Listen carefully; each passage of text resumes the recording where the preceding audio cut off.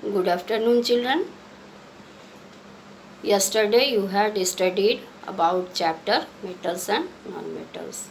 You have read about occurrence of metals and non-metals, and you have also read about minerals and ores. So all of you have understood that all minerals are not ores, but all ores are minerals. Today you will study about the physical properties of metals and non-metals. Metals and non-metals differ in their physical and chemical properties. First of all, you will study about the physical property of metals and non-metals. First physical property is about the physical state of metals and non-metals.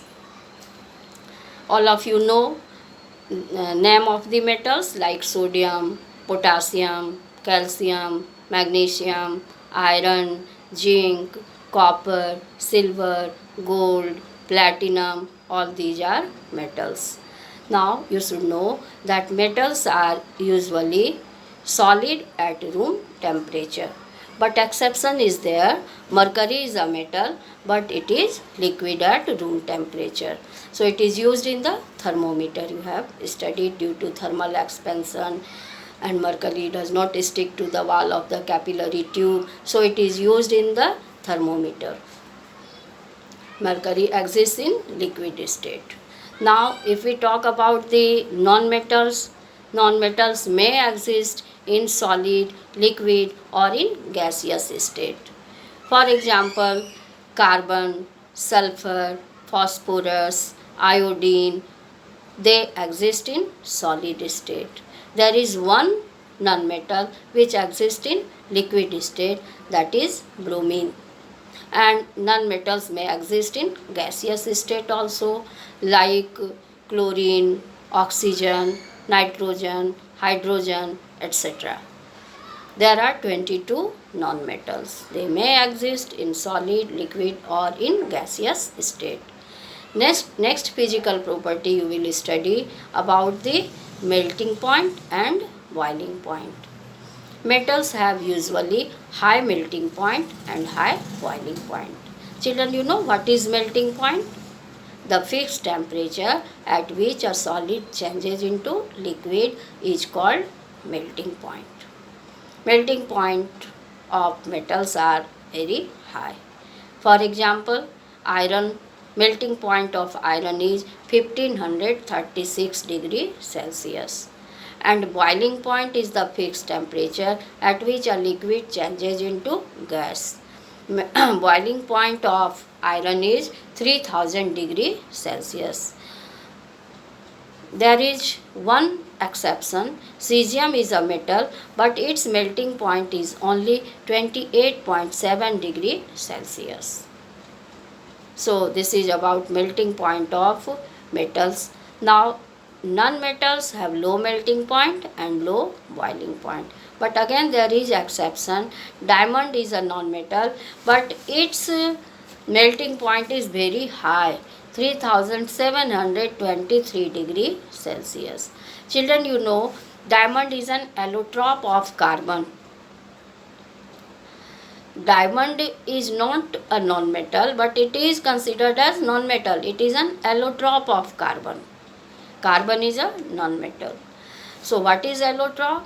When an element exists in two or more forms and these forms have different physical properties but similar chemical properties, then these forms are called allotropes. For example, diamond and graphite are allotropes of carbon. If you see the physical property of diamond and graphite, they are different. For example, diamond is a poor conductor of heat and electricity, whereas graphite is a good conductor of heat and electricity. Diamond is very hard, whereas graphite is very soft. All of you use your pencil. The core of the pencil is graphite. That's why you see it breaks down easily. So you see their physical property is different, but chemical property is same. If you burn diamond, if you burn graphite, you get carbon dioxide, this chemical property, and you see it is same. So diamond and graphite is an allotrope of carbon. Diamond has very high melting point. Although it is a non-metal, but its melting point is very high, 3723 degree Celsius. Now next physical property you will see, density. Density means mass per unit volume, m by v. Metals have high density, but exception is there. Sodium and potassium have low density. Their density is less than the density of water. But usually the metals have high density and non-metals have low density. Okay children? Next physical property you will study, that is hardness. Metals are hard. If you apply pressure on it, they do not get distorted, okay, because they are very hard. Whereas non-metals are brittle. Brittle means they can be broken down into small pieces when they are struck with a hard thing. For example, if you take a piece of iodine and you strike it with a duster, you get smaller pieces of iodine. So this iodine is a non-metal and it is brittle, means they are not hard. Next physical property you will observe, that is luster. Luster means shine. Metals have a brilliant luster, they are lustrous. Whereas non-metals do not have a luster. But exception is there. Iodine is a non-metal but it has a natural luster. Next physical property is malleability and ductility. Malleability means when you strike a piece of metal, you can change it into a thin sheet. That's why you can use aluminium foil. Aluminium is beaten and it can be changed into a thin sheet. Similarly, if you take a piece of zinc and you strike it with a hammer, you get a sheet of zinc. Zinc is also a metal. So metals, when they are struck, they can be changed into a thin sheet. Metals are malleable, whereas non-metals are non-malleable. They cannot be beaten into thin sheet. You cannot make thin sheet of non-metal. Now the next property is ductility. Ductility means metals can be drawn into thin wires. Due to this property, metals are used in electrical fitting. All of you have seen copper wire is used in electrical fitting. Why? Because it is ductile. Metals can be drawn into thin wire. Copper, silver, gold, aluminium, iron, all these are metals. They can be drawn into thin wire, due to which they are used in electrical fitting. Copper is used in electrical fitting. Now you will see non-metals cannot be drawn into thin wire. They are non-ductile. So ductility and malleability is very important physical property. Ductility means metal can be drawn into thin wire and malleability means metals can be beaten into thin sheets. Non-metals are non-malleable and non-ductile.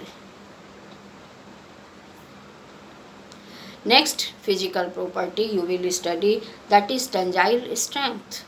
Metals have high tensile strength, means they can bear a lot of strain.